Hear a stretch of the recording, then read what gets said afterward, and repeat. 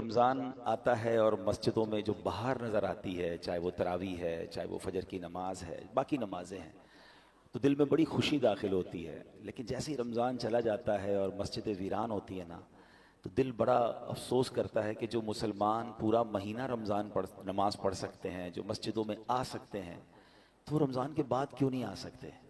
صرف رمضان میں ہی تو نماز فرض نہیں ہے نا. تو پلیز اس بار پہلا جمعہ ہے نا، let's make good intention for the beautiful day. آج بہترین دن، ایک اچھی سی نیت کر لو نا کہ اب انشاءاللہ رمضان چلا جائے. ہم روک نہیں سکیں گے رمضان کو، لیکن ہم مسجدوں سے نہیں جائیں گے انشاءاللہ. ہم اللہ کے گھر سے جڑے رہیں گے انشاءاللہ. اچھا، رمضان کی ان رونقوں میں نا ایک اور بڑا زبردست ان لوگوں کو جواب ہے جو یہ کہتے ہیں یار اتنی مسجدوں کی ضرورت کیا ہے؟ مسجدیں تو خالی رہتی ہیں، بھرتی تو ہے نہیں، صرف جمعے میں بھرتی ہیں. تو یہ بتا رہا ہے کہ مسجدیں تو کم ہیں، اب بھی ہر مسجد فل ہو جاتی ہے رمضانوں میں، بلکہ عید کی نماز میں تقریباً اوور فلو مسجدیں ہوتی ہیں، روڈوں پہ نمازیں ہوتی ہیں، میدانوں میں نمازیں ہوتی ہیں. اس کا مطلب اگر سارے مسلمان نماز پڑھنا شروع ہو جائیں تو ہماری ساری مسجدیں جو ہیں وہ شارٹ فال کا شکار ہو جائیں، ہمیں اور مسجدوں کی حاجت ہے. تو اس کا مطلب تو یہ مسلمانوں کا مسئلہ ہے کہ وہ نماز نہیں پڑھ رہے، مسجدیں تو ضرورت ہے ہم سب کی. تو بس اللہ کرے کہ اس بار ہم سب کا ایسا دل لگ جائے کہ ہم اللہ کے گھر میں آئے ہیں، اور اب بے شک شیطان چھوٹ جائے گا. ہاں ابھی شیطان بند ہے نا، تو سارے آ رہے ہیں ماشاءاللہ. تو یہ ایکچولی ہماری اللہ کریم نے پریکٹس کروائی ہے کہ شیطان تمہارا دشمن بند ہے، مسجد میں آ جاؤ. ایسے عادت کر لو کہ جب وہ چھٹ بھی جائے تو انشاءاللہ ہم اس کے وار میں نہ آئیں. ہم انشاءاللہ پانچوں نمازیں اسی طرح محبت کے ساتھ ادا کریں گے انشاءاللہ. درود پاک پڑھنے کے بے شمار فضائل و برکات ہیں. سرکار دو عالم علیہ الصلوۃ والسلام کا فرمان، صلاتکم علی محرزۃ لدعائکم ومرضات لربکم وزکاۃ لاعمالکم. اللہ کے نبی فرماتے ہیں تمہارا مجھ پر درود پاک پڑھنا تمہاری دعاؤں کی حفاظت کرنے والا، اور تمہارے رب کی رضا کا باعث، اور تمہارے اعمال کی پاکیزگی کا سبب ہے. ایک درود ہے، اب بلیسنگز اور بینیفٹس کتنے ہیں کہ فرمایا دعاؤں کی حفاظت کرنے والا ہے درود پاک، اللہ کو راضی کرنے والا ہے، اور اعمال کی پاکیزگی کا سبب ہے. تو پھر کیوں نہ ہم کثرت سے درود پاک پڑھتے رہا کریں. برسے گی رحمت شہ ابرار بالیقین، برسے گی رحمت شہ ابرار بالیقین، مٹ جائے گا گناہوں کا کاجل درود پڑھ. عشق نبی میں جھوم کے پڑھتے رہو مدام، گرچہ کوئی کہے تجھے پاگل درود پڑھ. دنیا کی الجھنوں سے ملے گی تجھے نجات، گر چاہیے نجات مسلسل درود پڑھ. اللہ کرے کہ درود پاک رمضان میں ایسی ہم پریکٹس کرنے والے ہو جائیں. ایک اور حدیث جو تقریباً ہر جمعے کو میں جب یہاں ہوتا ہوں بیان کرتا ہوں کہ اللہ کے نبی علیہ الصلوۃ والسلام فرماتے ہیں، جس کا مضمون ہے جو جمعہ کے دن 200 بار درود پاک پڑھے اس کے 200 برس کے گناہ معاف کر دیے جاتے ہیں. تو آئیے مل کر محبت کے ساتھ درود پاک پڑھ لیں. صلو علی الحبیب صلی اللہ تعالی علی محمد صلی اللہ علیہ وآلہ وسلم. الحمدللہ رمضان کے علاوہ بھی جب ہم جمعے میں یہاں موجود ہوتے ہیں تو ہم قرآن پاک کی کچھ آیتوں کو سنتے ہیں اور ان آیتوں سے ملنے والا میسج سمجھنے کی کوشش کرتے ہیں. آج قرآن پاک کا پارہ ہے 11 سورہ یونس، آیت نمبر 87 کی تلاوت سنیں گے اور اس کے تحت کچھ میسج آف قرآن انڈرسٹینڈ کرنے کی کوشش کریں گے. اللہ قرآن میں ارشاد فرماتا ہے، وَأَوْحَيْنَا إِلَى مُوسَى وَأَخِيهِ أَن تَبَوَّآ لِقَوْمِكُمَا بِمِصْرَ بُيُوتًا وَاجْعَلُوا بُيُوتَكُمْ قِبْلَةً وَأَقِيمُوا الصَّلَاةَ وَبَشِّرِ الْمُؤْمِنِينَ. یہ ایک ایسی کمال کی آیت ہے کہ اس آیت میں ہم سب کو اپنے گھر کا انوائرمنٹ کیسا رکھنا ہے وہ گائیڈ کیا گیا ہے. آج گھر کی ڈیزائننگ کیسی ہو، گھر کی کلر اسکیم کیسی ہو، گھر کا فرنیچر کیسا ہو، ایمبیانس کیسا ہو، ایلیویشن کیسا ہو، اس پر بہت ڈسکس ہوتی ہے. گھر کے اندر ماحول کیسا ہو، گھر والوں کا آپس میں انٹریکشن کیسا ہو، ہماری شریعت، ہمارا قرآن ہم سے کیا چاہتا ہے. Actually this is today's topic. ٹھیک ہے، اب ذرا پہلے اس کا ترجمہ سن لیجئے. اللہ قرآن مجید میں ارشاد فرماتا ہے، آسان ترجمہ قرآن کنز العرفان، اور ہم نے موسیٰ اور اس کے بھائی کو وحی بھیجی کہ مصر میں اپنی قوم کے لیے مکانات بناؤ اور اپنے گھروں کو نماز کی جگہ بناؤ اور نماز قائم رکھو اور مسلمانوں کو خوشخبری سناؤ. سبحان اللہ. تو پتہ چلا کہ یہ قرآن نے جو حضرت موسیٰ علیہ السلام کو اللہ کریم نے جو یوں سمجھیے آرڈر دیا یا اس کی گائیڈ لائن دی، وہ کیا ہے انشاءاللہ اس کو ہم سمجھتے ہیں۔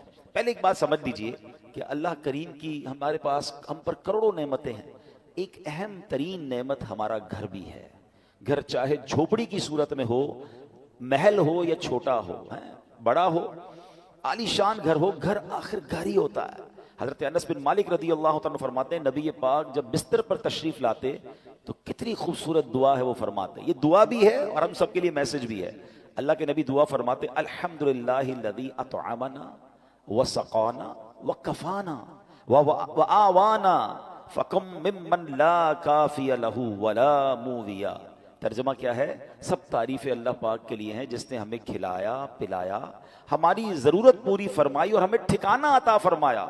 کتنے ایسے ہیں جن کے پاس بقدر کفایت اسباب نہیں، کتنے ایسے ہیں کہ جن کا کوئی گھر نہیں ہے۔ یہ گھر ملنا، بلے آپ کرائے کے گھر میں رہتے ہیں، کہیں بھی رہتے ہیں، چھت ہے نا، یہ بہت بڑی نعمت ہے۔ آج بھی کتنے لوگ ہیں جو بے گھر ہیں، فٹ پاتھ پہ سوتے ہیں۔ کیا ہم نے اس بات پر کبھی اللہ کا شکر ادا کیا کہ اللہ تو نے ہمیں گھر دیا ہے، ہمیں بے گھر نہیں بنایا ہے؟ گھر بہت بڑی نعمت ہے۔ کچھ لوگ جو ٹریول کرتے ہیں، میری بات جلدی سمجھ جائیں گے، ہم دنیا بھر میں ٹریول کر لیں، آپ پنجاب جائیں، پاکستان کے کسی شہر جائیں، یا دنیا میں کہیں ٹریول کریں، جن کو اللہ نے نوازا ہے وہ 5 اسٹار ہوٹل میں رہیں، بہترین گھروں میں رہیں، مگر جو لطف اور سکون اپنے گھر آ کر ایک انسان کی فیلنگ بنتی ہے کہ میں اب اپنے گھر میں ہوں، بے شک وہ گھر چھوٹا سا ہو، چھوٹا سا بستر کیوں نہ ہو، وہ کہتے ہیں نا جیسی نیند اپنے بستر پر آتی ہے وہ دنیا میں آپ کو کسی بھی لگژری گھر پہ بھی یا کسی بھی نرم بستر پر نہیں آتی۔ ایسا ہی ہے، یہ نعمت ہے۔ اپنے گھر میں آ کر بندہ ایک سیکیورٹی فیل کرتا ہے۔ اب ذرا اس بات کو سمجھیے کہ اللہ کریم نے ہم پر احسان کتنے کیے ہیں۔ اس دنیا میں کتنے جانور، موذی کیڑے، سانپ، بچھو، شیر جو انسانوں کو تکلیف پہنچانے والے ہیں، مگر اگر وہ ہمارے گھروں کی طرف، ہمارے محلوں میں آ جائیں تو کتنا بڑا مشکل ہو جائے گی، گھر سے نکلنا مشکل ہو جائے گا نا۔ مگر کوئی تو ہے نا جس نے ان سب کو ہماری آبادیوں سے روک رکھا ہے۔ رائٹ لیفٹ کئی جگہوں پر یہ جانور پائی جاتے ہیں، آس پاس جنگلات ہیں شہروں کے آس پاس، مگر وہ آبادیوں کی طرف نہیں آتے۔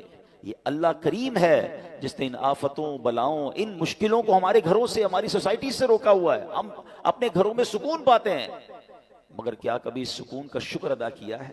نبی پاک کی اس دعا کا ایک جو چھوٹا سا حصہ ہے نا، اس کو بار بار پڑھتے رہا کریں۔ الحمدللہ الذی کفانا وآوانا، مل کر پڑھ لیں، الحمدللہ الذی کفانا وآوانا۔ اس کا معنی کیا ہے؟ تمام تعریفیں اس اللہ کے لیے ہیں جو جس نے ہماری ضروریات پوری فرمائی اور ہمیں ٹھکانہ عطا فرمایا۔ ہم اللہ سے دعا کرتے ہیں اللہ ہمیں اپنے گھر میں اور برکت نصیب فرما، ہمارے گھر میں ہماری حفاظت فرما، ہمارے گھر والوں پر رحمت کی نظر فرما۔ اے اللہ دنیا میں ٹھکانہ دیا ہے، جنت میں بھی ٹھکانہ عطا فرما۔ شکر ادا کرو گے نا، کہتے ہیں نا لَإِن شَكَرْتُمْ لَأَزِيدَنَّكُمْ، تم میرا شکر ادا کرو گے میں تمہیں اور عطا کروں گا۔ جو بڑے بڑے گھروں میں رہ کر بھی کچھ لوگ ناشکرے ہیں اور کچھ چھوٹے سے بستر پر سو کر بھی اللہ کا شکر ادا کر رہے ہیں۔ کمال تو یہ ہے نا کہ شکر زبان پر ہو، شکوہ نہیں ہونا چاہیے۔ لیکن میرے پیارے اسلامی بھائیوں، اب جو ٹاپک ہے ایکچولی کہ گھر کے اندر کا ماحول یہ کتنا ضروری ہے، اچھا ہونا، نیک ماحول ہونا۔ نبی پاک کی حدیث ہے سلامت الرجل فی الفتنہ ان یلزم بیتہ، فرمایا فتنوں میں سلامتی کی راہ یہ ہے کہ بندہ اپنے گھر کو لازم پکڑ لے۔ ایک بار نبی پاک علیہ السلام نے فتنوں کا ذکر کیا تو حضرت عقبہ بن عامر رضی اللہ تعالیٰ عنہ نے پوچھا یا رسول اللہ صلی اللہ علیہ وسلم اس وقت نجات کیسے ہوگی جب فتنوں کا دور آ جائے گا، قیامت کے قریب فتنوں کا دور ہوگا؟ تو نبی پاک نے ایک فارمولہ دیا، آقا نے فرمایا املک علیک لسانک، جب فتنے پھیل جائیں تو 3 کام کرنا، ٹھیک ہے؟ اپنی زبان کو اپنے قابو میں رکھو، وَلْيَسَعْكَ بَيْتُكَ، تمہارا گھر تمہیں کافی ہو، زیادہ باہر نہ نکلو، گھر کے اندر وقت گزارو۔ پھر فرمایا وَبْكِ عَلَىٰ خَطِيئَتِكَ، اپنی خطاؤں پر آنسو بہاتے رہو۔ فتنوں کا دور ہو تو اپنی زبان قابو میں رکھنی ہے، اپنے گناہوں پر رو رو کر معافی مانگتے رہیں اور اپنے گھر میں رہیں۔ اچھا یہ تو حدیث پاک ہے۔ اب علماء فرماتے ہیں کہ یہ شاید ہمارے معاشرے کے لحاظ سے یہ حدیث اس طرح امپلیمنٹ نہیں ہو پاتی، کیونکہ آج کئی لوگوں کے گھروں کا ماحول ایسا ہے کہ بندہ باہر رہے تو شاید فتنوں سے بچا رہے، گھر کے اندر لڑائی ہے، جھگڑے ہیں، امن و سکون نہیں ہے، گھر میں پہنچتے ہی دروازہ بند کر کے انسان وہ گناہ کر رہا ہے کہ جو باہر نہیں کرتا، باہر پورا دن بعض اوقات کام کاج میں بیزی ہے تو ان گناہوں کا موقع نہیں مل رہا۔ مگر گھر کے اندر جا کر جب اپنے روم میں ہے تو اب جناب اس کو وہ کچھ کرنے کا موقع مل رہا ہے جو اللہ کو ناراض کرنے والا کام ہے. نبی پاک تو فرما رہے فتنوں کے دور میں گھر کو لازم پکڑ لو. مگر کیا گھر ایسا بنایا ہم نے کہ جو فتنوں سے محفوظ ہو؟ کئی گھر ایسے ہیں جہاں غیبتوں کا بازار ہے, کئی ایسے ہیں جہاں ماں باپ کے ساتھ بچوں کی بدتمیزیاں ہیں, کئی ایسے ہیں جہاں بھائی بہن ایک دوسرے کے خلاف بیٹھے ہیں. گھر کے اندر جاتے ہی جناب فیملی کے اندر ایک ایسا ماحول بنا ہوا ہے کہ وہاں ایک دوسرے کی غیبتیں ہو رہی ہیں. نہیں, گھر تو فتنوں سے بچنے کی جگہ تھی, گھر تو سکون کی جگہ تھی, گھر تو ایسا ہونا چاہیے کہ گھر میں جائے تو بندہ سوچے میں رحمت والی جگہ پر آ گیا ہوں. مگر کیا ہم نے اپنے گھر کے انوائرمنٹ کو ایسا بنایا کہ جس کو اللہ کریم نے قرآن میں ارشاد فرمایا؟ آپ کو پتہ ہے جب قیامت کا دن ہوگا تو کچھ خوش نصیب وہ ہوں گے جنہیں سیدھے ہاتھ میں نامہ اعمال دیا جائے گا. ہم اللہ سے دعا کرتے ہیں کہ ان خوش نصیبوں میں ہمیں بھی شامل فرمائے. مگر کچھ مجرم وہ ہوں گے جن سے رب ناراض ہوگا, اس کو اس کے الٹے ہاتھ میں پیٹھ پیچھے اس کو نامہ اعمال دیا جائے گا, اور یہ بندہ اس دن موت مانگے گا مگر اسے موت ملے گی نہیں, پھر اسے جہنم کی بھڑکتی ہوئی آگ میں ڈال دیا جائے گا. اس شخص کا جرم پتہ ہے کیا ہوگا؟ قرآن کہتا ہے انہو کان فی اہلہ مسرورا, یعنی بے شک وہ اپنے گھر والوں میں خوش تھا. گھر والوں میں خوش تھا, یہ جرم تھا. اس کی تفسیر میں علماء نے فرمایا کہ اپنے گھر والوں کے ساتھ گھر کے اندر خواہشوں, شہوتوں, غرور و تکبر میں مبتلا رہتا تھا. گھریلو خوشیوں میں ایسا مگن تھا کہ آخرت کو بھول چکا تھا. لہٰذا نہ خود اس نے اچھے عمل کیے, نہ گھر والوں کو اچھے اعمال کی ترغیب دلائی, یوں ہی گناہوں میں مصروف رہ کر موت کے گھاٹ اتر گیا. آج کتنے ایسے ہیں جن کے گھروں میں نمازیں ہیں, کتنے ایسے ہیں جن کے گھروں میں عبادت ہے, گھر والوں کی کیا دین کی طرف کوئی تبلیغ کی, کیا گھر میں نمازوں کا ماحول ہے, یا کیا بچوں میں قرآن و سنت کی ترکیب ہے, یا گھر کے اندر کسی کو پتہ ہی کچھ نہیں ہے. اب بھی ایسے کئی گھر ہیں جن کے گھروں میں اسلامی تہوار آتا ہے تب بھی بچوں کو, فیملی کو پتہ نہیں ہوتا, کیونکہ وہ اپنی زندگی میں مگن ہے, اور جو گھر کا سربراہ ہے اس کو بھی اس کی فکر نہیں ہے. میں آپ کو ایک مسلمان گھرانے کا واقعہ بتاتا ہوں, پاکستان کا تو نہیں ہے لیکن انفارچونیٹلی جتنا تیزی سے ہمارے وطن میں ماڈرنزم اور دین سے دوری والا ماحول بنتا جا رہا ہے اور گھر کے بڑوں کو فکر بھی نہیں ہے, یہ دور نہیں دن آپ پاکستان میں بھی یہ دیکھیں. یو کے کا واقعہ, ایک بھائی ٹریول پر گیا, والد کی طبیعت خراب تھی تو واپس آیا, تو کچھ دنوں بعد واپس آیا تو بڑے بھائی والد صاحب گھر میں نہیں تھے, چھوٹا بھائی تھا جو اپنی گیمز میں اور اپنے موبائل میں اور کمپیوٹر میں, جو آج کا ایک نوجوان کا اسٹائل ہے کہ لگا رہتا تھا. تو کہا والد صاحب کہاں ہیں؟ کہا والد صاحب کی تو ڈیتھ ہو گئی تھی. تو کہا مجھے انفارم کیوں نہیں کیا؟ کہا آپ بزنس ٹرپ پہ تھے. میں نے کہا کیا ضرورت ہے ڈسٹرب کرنے کی, فیونرل کرنا تھا, ان کا آخری رسومات ادا کرنی تھی, میں نے کر دی. تو کہا تم نے کیسے آخری رسومات ادا کی, جنازہ کدھر ہوا, کون سے قبرستان میں دفنایا؟ تو کہا جنازہ بھی کرنا ہوتا ہے. میں تو گوگل پہ گیا, سرچ کیا کہ فیونرل کیسے ہوتا ہے, کسی کا ڈیتھ ہو جائے تو what we have to do. تو گوگل نے مجھے 4-5 آپشن دیے, میں نے سب سے سستا والا جو آپشن تھا ان پر کال کیا, وہ آئے اور ابو کو لے گئے, بس فنش. تو اس نے کہا یہ تم نے کیا کیا؟ آپ کو پتہ کیا ہوا اس مسلمان والد کے ساتھ؟ جب سرچ کیا کہ کس فیونرل والے کو دیا ہے, تو جو سب سے سستا آپشن تھا کہ وہ میتوں کو آگ لگایا کرتے تھے. اس نے یہ نہیں, اس کو یہ پتا بھی نہیں تھا کہ جنازہ کچھ ہوتا ہے, اس کو یہ نہیں پتا تھا غسل میت ہوتا ہے, اس کو یہ نہیں پتا تھا کہ جناب قبرستان میں دفن کیا جاتا ہے. میں مسلمان گھرانے کی آپ کو واقعہ سنا رہا ہوں جو میں نے خود جا کر سنا ہے. اب مجھے بتاؤ, اس بچے کا قصور تو تھا مگر کیا والد کا قصور نہیں تھا؟ اس کا مطلب والد کسی جنازے میں بیٹے کو لے کر نہیں گیا ہوگا. اس والد نے موت اور قبرستان کے بارے میں, تدفین اور غسل کے بارے میں نہیں بتایا ہوگا. ہر چیز بچوں کو دلا دی مگر نہ سکھایا تو دین نہ سکھایا. میں اور آپ دنیا سے جانے والے ہیں, ہم سب نے مرنا ہے, اور اس والد کی قسمت کتنی پیاری ہوگی کہ اس کے مرنے کے بعد اس کی اولاد اس کے لیے دعائے مغفرت کرے, اس کے لیے ایصال ثواب کرے. مگر یہ سکھائیں گے تو کریں گے نا. ہمارے بچے تو زندگی میں ہمارے سامنے نماز نہیں پڑھ رہے, ہمیں ٹینشن نہیں ہے. میں سچ بتاؤں آپ کو, زندگی میں کچھ کر سکیں یا نہ کر سکیں, اپنے بچوں کو کسی طرح 5 وقت کا نمازی بنا جائیے گا. پہلے تو خود بننا پڑے گا نا اس کے لیے. والد کو بچہ دیکھتا ہے ابو رمضان میں نمازیں پڑھتے ہیں, اس کے بعد تو میرے والد بھی جمعے کی پڑھ لے تو بڑی بات ہے. تو بچے کو بھی آپ ایکچولی ہم اپنے بچوں کو پریکٹیکلی پریکٹس کرا رہے ہیں کہ بیٹا نماز تو جمعے کی پڑھنی ہوتی ہے, باقی ضروری نہیں ہے. تو آپ سوچیں ہم خود تو دین سے دور کر رہے ہیں, ہم نے گھر میں کون سا ماحول بنایا ہے.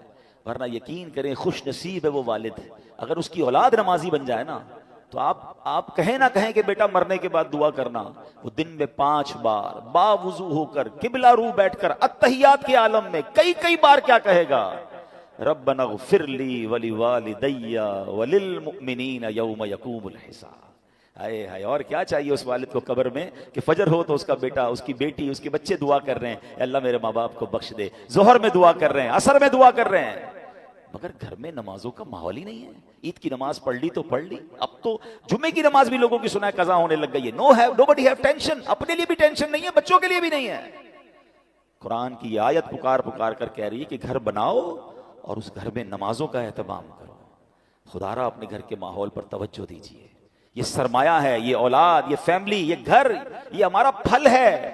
اگر گھر میں قرآن و حدیث اور نمازوں کا معاملہ ہوگا تو سبحان اللہ. اے میرے پیارے اسلامی بھائیوں، قرآن نے کیا کہا؟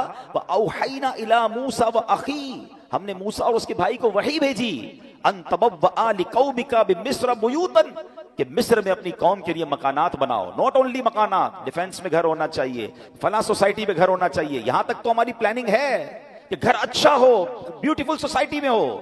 آگے قرآن کہتا ہے وَاجْعَلُوا بُيُوتَكُمْ قِبْلَةً وَأَقِيمُوا الصَّلَاةَ، اور اپنے گھروں کو نماز کی جگہ بناؤ اور نماز قائم رکھو. اور جو یہ کرتا ہے اس کو کیا ملے گا؟ وَبَشِّرِ الْمُؤْمِنِينَ، قرآن کہتا ہے مسلمانوں کو خوشخبری سناؤ. خوشخبری ملنی ہے، رحمتیں ملنی ہیں، عافیتیں ملنی ہیں اگر گھر میں نمازیں ہیں. اے میرے پیارے اسلامی بھائیوں، اللہ کے پیارے حبیب علیہ الصلوۃ والسلام فرماتے ہیں اجعلوا فی بیوتکم من صلاتکم ولا تتخذوها قبورا. فرمایا کچھ نماز گھر میں بھی پڑھا کرو، گھروں کو قبرستان نہ بنا دو. اس کا مطلب بیوٹیفل ہاؤس ہے، ایکسٹرا ایمبیانس ہے، شاندار فرنیچر ہے، سب کچھ ہے میرے اور آپ کے گھر میں، سٹینڈ بائی جنریٹرز ہیں، اور اگر نماز نہیں ہے نا تو وہ گھر قبرستان ہے. ہم سمجھ رہے ہیں اتنا لگزری گھر کو قبرستان، نبی یہ پاک فرما رہے ہیں کہ گھر میں نمازیں پڑھو. یہ مردوں کے لیے تو یہی حکم ہوگا کہ مسجد میں آ کے پڑھیں، مگر کچھ نوافل گھر میں بھی پڑھیں، کبھی شراک شاش پڑھیں، کبھی تہجد پڑھیں، کبھی دیگر نماز کے نوافل پڑھیں. مگر خواتین گھر کی، بچے، یعنی گھر میں اللہ کرے ایسا ماحول ہو کہ جب نمازوں کا وقت آئے تو ایک کمرے سے تلاوت کی آواز آ رہی ہو، کہیں سے نمازوں کی پتہ چل رہا ہو. ماشاءاللہ کتنے خوش نصیب ہیں وہ لوگ جو گھر جاتے ہوں تو گھر والے نمازیں پڑھ رہے ہیں. ابھی ہوگا یہ ماحول. Why I took this topic کہ ابھی ماشاءاللہ کئی گھروں میں یہ ماحول بن چکا ہوگا کہ چلے کچھ نمازیں ہو رہی ہوں گی، کچھ گھر میں تلاوت بھی ہو رہی ہوگی. But let's continue. ایسا نہیں فرمایا نبی پاک نے کہ سال میں ایک بار نمازیں پڑھو. فرمایا اپنے گھر کو قبرستان نہ بناؤ، اس میں نمازیں پڑھو. اے میرے پیارے اسلامی بھائیوں، ایک اور جگہ پیارے آقا فرماتے ہیں اکرموا بیوتکم ببعد صلاتکم، یعنی کچھ نمازوں کے ذریعے اپنے گھروں کی عزت بڑھاؤ. آپ چاہتے ہیں نا گھر کی عزت بڑھے؟ آئے ہے جس گھر میں نمازیں ہوتی ہیں، نبی پاک نے فرما دیا تو حق ہے اس گھر کی پورے محلے میں عزت ہو جائے گی. آج بھی دیکھیں علماء کے گھر، امام صاحبان کے گھر لوگ دعا کروانے آتے ہیں. گھر میں نمازیں ہو رہی ہیں نا، عبادت ہو رہی ہے، اللہ اس گھر کو ممتاز کر دیتا ہے. ہم سمجھتے ہیں ایکسٹرا لائٹ لگاؤں گا، ذرا خوبصورت ایلیویشن کروں گا، ذرا ہٹ کے ڈیزائننگ کروں گا تو وہ سب سے مشہور ہو جائے گا. نہیں، عزت دینے والا رب ہے، اور اللہ کے سب سے معزز بندے ہیں. اللہ کی مخلوق میں سب سے بڑھ کر عزت والے کون ہیں؟ ہمارے آقا علیہ الصلوۃ والسلام ہیں. وہ فرما رہے ہیں کہ کچھ نمازوں کے ذریعے اپنے گھروں کی عزت بڑھاؤ. نماز کے بارے میں ایک اور حدیث سنو، الصلاۃ عماد الدین، نماز دین کا ستون ہے. مجھے بتائیں نا، ہمارے گھر کے پلر نکال دیں تو گھر تو گر جانا ہے نا. یہ تو ایمان کا پلر ہے، مگر اس کی فکر نہیں ہے. تو اے میرے پیارے اسلامی بھائیوں، ہمیں اپنے گھروں کے ماحول کو اچھا کرنا ہے. اپنے بچوں کی تربیت کی فکر کیجیے، انہیں وقت دیجیے. آج کل جو ماحول ہے، میں اشارہ کر کے گزر جاؤں گا، ہر تھوڑے دنوں بعد آپ کو سوشل میڈیا پر نیوزز مل رہی ہیں، الیکٹرانک پرنٹ میڈیا میں نیوز ملتی ہیں کہ فلاں بچے نے فلاں کام کر دیا، فلاں نے فلاں کو قتل کر دیا، فلاں نے فلاں کو جلا دیا، فلاں اسکینڈل میں پکڑا گیا، فلاں جناب منشیات میں معاملات میں آ گیا، فلاں ڈرگس کا کام کر رہا ہے، فلاں کمپیوٹر پہ بیٹھ کے کیا کچھ کر رہا ہے، اسکیمز کر رہا ہے. یہ ہمارے علاقے میں، ہمارے شہروں میں، ہمارے ملکوں میں ہو رہا ہے نا. ہم کیوں انتظار کر رہے ہیں کہ یہ آگ میرے گھر میں جب آئے گی پھر غور کروں گا؟ اس سے اندازہ کیجئے، یہ سمٹمز ہوتے ہیں، یہ اشارے ہوتے ہیں کہ معاشرہ کدھر جا رہا ہے. ماں باپ کو فکر نہیں کہ بچے گھر میں کیا کر رہے ہیں. اتنی دوری مت رکھیں اپنی فیملی کے ساتھ. یاد رکھیے، کوئی بڑا ڈیزاسٹر ہو اس سے پہلے آنکھیں کھولیے نا. ہماری بچی کہاں جا رہی ہے، ہمارا بیٹا کہاں جا رہا ہے، وہ کس سے مل رہا ہے، کوئی فکر نہیں ہے. وہ کہتے ہیں نا اپنے بچوں کے تم دوست بن جاؤ اس سے پہلے کہ کوئی ایسا دوست بن جائے جو اس کی آخرت اور دین اور دنیا سب برباد کر دے. بہت برا حال ہے. پلیز تھوڑا وقت دیجیے. اچھی تربیت. یہ تربیت نہیں ہے کہ آپ بھی نماز قضا کر رہے ہیں اور بچے بھی نماز قضا کر رہے ہیں. آپ بھی نمازی بنے, ہم بھی نیک بنے. دس از دا رائٹ منتھ, کیونکہ آپ بھی پڑھ رہے ہیں نا نمازیں, آپ بھی ماشاءاللہ تلاوت کی طرف آئیں, بچوں کو ایسے پروگرامز میں لے کر آئیں, بیانات میں لے کر آئیں, مدنی چینل گھر پہ بیٹھ کے دکھائیں. پتہ نہیں پورا سال کیا کیا آپ کے گھر میں ٹی وی چلا ہوگا, اب تو موقع ہے نا, آپ مدنی چینل پر دیکھیں, اسی طرح کے بیانات ہو رہے ہیں, مدنی مذاکرے ہو رہے ہیں, رات کی سحری ٹرانسمیشنز ہو رہی ہیں. یہ کیوں ہم کر رہے ہیں 24 آورز پروگرام؟ یار کسی کو فرق پڑ جائے, کوئی ایک بات سن لے. آئے ہیں لوگ دین کی طرف, تو اللہ کرے دین کی طرف رہ جائیں. We are trying our best, but we need your support. ہم آپ کی سپورٹ چاہتے ہیں. اور یہ کیوں چاہتے ہیں؟ تاکہ مسلمانوں کے گھر جنتی گھرانے بنے نا. اب آخر میں ایک دعا سن لیجئے, آمین بھی کہیے گا, ہو سکے تو یاد کر لیں, ہو سکے تو ہر نماز کے بعد یہ دعا کریں. اللہم ربنا ہب لنا من ازواجنا وذریاتنا قرۃ اعین واجعلنا للمتقین اماما. آمین. نبی پاک یہ دعا کرتے تھے. اس کا مفہوم کیا ہے؟ اے اللہ ہمارے گھر والوں میں, ہمارے بچوں میں آپس میں محبت پیدا فرما, میرے گھر والوں کو میری آنکھوں کا نور بنا دے, اور اے اللہ مجھے متقیوں کا امام بنا دے. تو اپنے بچوں کے لیے, اپنی فیملی کے لیے دعا بھی کریں. لیکن یہ سب چیزیں بدلیں گی کیسے؟ جب ہم بدلیں گے, ہم اچھے ماحول میں آئیں گے. میں آپ کو آفر کرتا ہوں, دعوت اسلامی مردوں کے لیے اجتماع الگ کرتی ہے, خواتین کے لیے اجتماع الگ ہیں, بچوں کے لیے مدرسے الگ ہیں, اسکولز اسلامک الگ ہیں, انسٹیٹیوٹس الگ ہیں. ہم اگر بدلنا چاہتے ہیں اور فیملی کو بدلنا چاہتے ہیں اور اپنے بچوں کو اپنی مغفرت کا ذریعہ بنانا چاہتے ہیں, دیر از اے وے.